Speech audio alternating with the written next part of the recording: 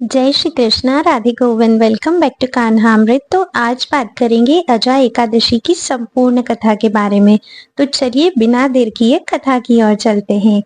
तो अर्जुन कहते हैं भगवान श्री कृष्ण से, हे पुंडरीकाक्ष, अब आप कृपा करके मुझे भाद्रपद माह के कृष्ण पक्ष की एकादशी के विषय में भी बतलाइए।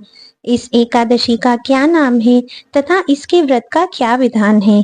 इसका व्रत करने से किस फल की प्राप्ति होती है? श्री कृष्ण ने कहा, हे कुंती पुत्र, भाद्रपद माह के कृष्ण पक्ष की एकादशी को अजा कहते हैं। इसका व्रत करने से सभी पाप नष्ट हो जाते हैं। जो मनुष्य इस दिन श्रद्धा पूर्वक भगवान का पूजन करते हैं, उसके सभी पाप नष्ट हो जाते हैं। यह लोक और परलोक में मदद करने वाली इस एकादशी व्रत के समान संसार में दूसरा कोई व्रत नहीं है। अब ध्यान पूर्वक इस एकादशी का महात्म्य श्रवण करो।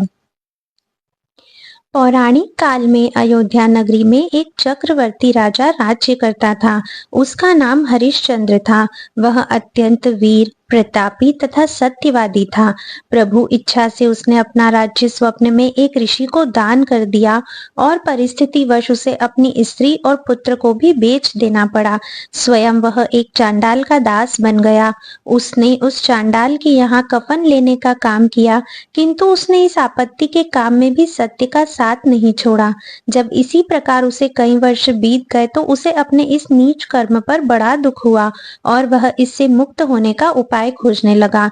वह सदैव इसी चिंता में रहने लगा कि मैं क्या करूं, किस प्रकार इस नीच कर्म से मुक्ति पाऊं। एक बार की बात है, वह इसी चिंता में बैठा था कि गौतम ऋषि उसके पास पहुंचे। हरिश्चंद्र ने उन्हें प्रणाम किया और अपनी दुख भरी कथा सुनाने लगा। राजा हरिश्चंद्र की दुख भरी कहानी सुनकर महर्षि गौतम भी अत्यंत दुखी हुए। उन्होंने राजा से कहा, हे राजन, भादव के कृष्ण पक्ष की एकादशी का नाम अजा है। तुम उस एकादशी का विधान पूर्वक व्रत करो तथा रात्रि को जागरण करो। इससे तुम्हारे सभी पाप नष्ट हो जाएंगे। महर्षि गौतम इतना कह आलोप हो गए। अजा नाम की एकादशी आने पर राजा हरिश्चंद्र ने महर्षि के कहे अनुसार विधान पूर्वक उपवास तथा रात्रि जागरण किया।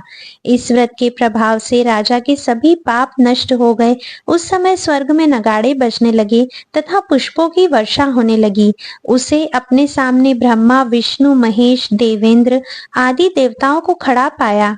उसने अपने मृतक पुत्र को जीवित तथा अपनी पत्नी को राजसी वस्त्र तथा आभूषणों से परिपूर्ण देखा। व्रत के प्रभाव से राजा को पुनः अपने राज्य की प्राप्ति हुई। वास्तव में एक ऋषि ने राजा की परीक्षा लेने के लिए यह सब कौतुक किया था, परंतु अजा एकादशी के प्रभाव से ऋषि द्वारा रची गई सारी माया समाप्त हो गई और अंत समय में हरिश्चंद्र अपने परिवार सहित स्वर्ग लोक को गया। हे राजन, यह सब अजा एकादशी के प्रभाव का ही परिणाम है। जो मनुष्य इस उपवास को विधान पूर्वक करते हैं तथा रात्रि जागरण करते हैं, उनके सभी पाप नष्ट हो जाते हैं और अंत में वे स्वर्ग को प्राप्त करते हैं। इस एकादशी व्रत की कथा के श्रवण मात्र से ही अश्वमेध यज्ञ के फल की प्राप्ति होती है। आइए अब हम इस कथा के सार को समझते हैं। तो कथा का सार कुछ इस प्रकार है कि मनुष्य को भगवान के प्रति पूर्ण श्रद्धा रखनी चाहिए। जटिल परिस्थितियों में भी जो मनुष्य सत्य का मार्ग नहीं छोड़ते, वे अंत में स्वर्ग को जाते हैं। सत्य की परीक्षा जटिल परिस्थितियों में ही होती है। तो ये थी अजा एकादशी की संपूर्ण कथा। आई होप आपको ये कथा अच्छी लगी होगी। आप इसे एकादशी वाले दिन अवश्य ही श्रवण कीजिए और आपके जो भी मित्र या जो भी रिश्तेदार एकादशी करते हैं, उन्हें भी इसे शेयर अवश्य करिएगा। और अगर आप हमारे चैनल पर नए हो तो चैनल को सब्सक्राइब करके बेल आइकन भी प्रेस कर दीजिए ताकि आने वाले सभी वीडियोस के नोटिफिकेशंस आपको मिलते रहें। तो आज की वीडियो में बस इतना ही था। मिलते हैं नेक्स्ट वीडियो में। तब तक के लिए राधे राधे।